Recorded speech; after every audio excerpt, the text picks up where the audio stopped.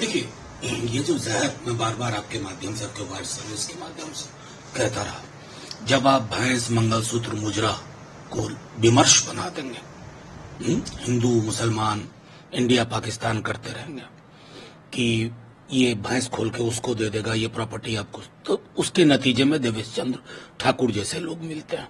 उनको लगता है कि नॉर्मल है। इतनी विद्वेषपूर्ण बातें, मतलब संसदीय लोकतंत्र की मर्यादा कहां आ गई? सब तार तार है।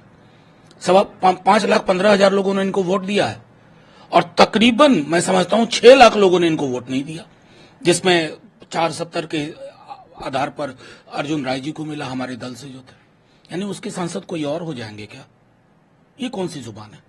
ये कौन सी सोच है? मुझे तो आश्चर्य है कि नीतीश जी की तरफ से कोई प्रतिक्रिया क्यों नहीं आई।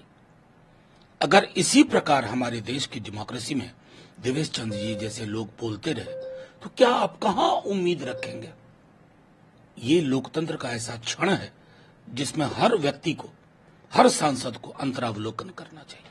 ठीक है, दूसरा महत्वपूर्ण सवाल ये है कि प्रियंका गांधी के करीब आने के पीछे उनको निपटाने की कोशिश है। उन्हें तो कांग्रेस का अध्यक्ष बनाना चाहिए और ये भी तय हो गया कि कांग्रेस पार्टी को अब भी हिंदू मतदाता पे भरोसा नहीं है। मुझे बेहद खुशी है कि आप लोग अक्सर उनसे बात करते रहते हैं, प्रमोद जी से और प्रियंका जी के करीबी। ये सारे विशेषण जो है ना, कभी प्रियंका जी से भी पूछ लिया होता। खैर, बहरहाल उनकी टिप्पणी पर मैं क्या कहूँ। ये कांग्रेस का अपना डिसीजन है कि वायनाड से प्रियंका जी लड़ेंगी। वो वायनाड से लड़ेंगी तब भी संसद में अपनी भूमिका का निर्वहन करेंगी, संगठन में अपनी भूमिका का निर्वहन करेंगी। और ये देवेश चंद्र ठाकुर जी जैसा ही बयान है कि इस पर भरोसा नहीं। अरे कौन? हर व्यक्ति इस देश का हिस्सा है भाई। नागरिकों के बीच में पैमाना लेके बैठे हुए हैं आप लोग, क्या बना रहे हैं? इसमें जो लोग भी इस प्रश्नोत्तर में भी शामिल हैं कि उनसे सवाल किया जाए और ये वो बोलेंगे, साझा गुनहगार है। ठीक है, मुजफ्फरपुर सेंटर चला रही थी जिसमें महिलाओं को बहला फुसला कर ठगा जा रहा था। 9 जून को एफआईआर दर्ज की गई है और जो वादी है उसका बयान दर्ज किया गया है। आगे कार्रवाई की जाएगी। देखिए, मुजफ्फरपुर में एक इससे पूर्व भी घटना हुई थी, बालिका गृह, और अब ये नई घटना, ये अपने आप में संदेश है बिहार की व्यवस्था के बारे में। मैं सिर्फ ये कहना चाहता हूं, आए दिन आप देख लीजिए ये घटना जो अपने आप में शर्मसार करती है। कोई जिला ऐसा नहीं है जहां मौत की खबरें ना आ रही हों। हाँ, हमारे मीडिया के साथी लोग जंगल राज नहीं ढूंढेंगे अभी, मुझे पता है उनकी मजबूरियां, लेकिन उनसे आग्रह करूंगा कि अगर आप ये सवाल नहीं करेंगे तो लोग ये सवाल लेके आपके दरवाजे पे खड़े होंगे।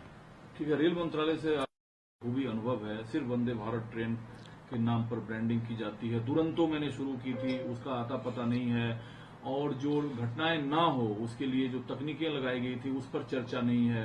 मतलब रेल मंत्रालय का अलग से जो बजट था उसे रोक दिया गया। मंत्रालय के नाम पर सिर्फ ये दिखावे भर है, रेल मंत्रालय का कोई कामकाज नहीं हो रहा। कोई एक चीज इसमें बोली हो ममता जी ने जो गलत हो? क्या हो रहा है? मौत, हादसा, मौत, मुआवजा, फिर अगले हादसे का इंतजार।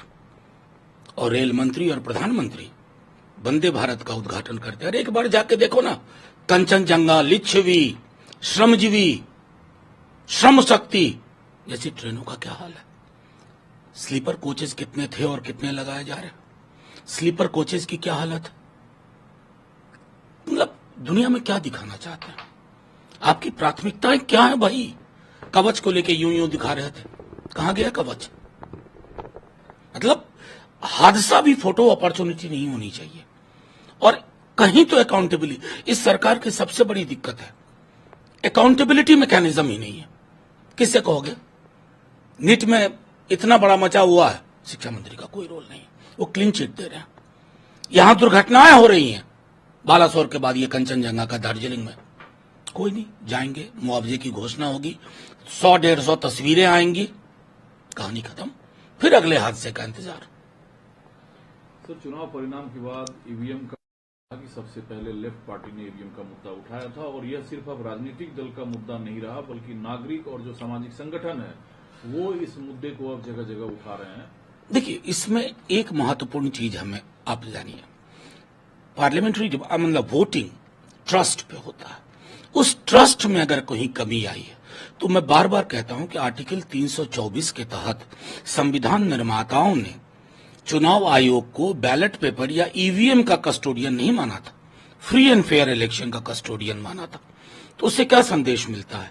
अगर शक, सुबह शंका हो, आज तो जगन मोहन रेड्डी भी आ गए। और मैं दूर क्यों जाऊं, अगर किसी ने भी एक किताब लिखी है ईवीएम के खिलाफ तो बीजेपी के सांसद ने लिखी है।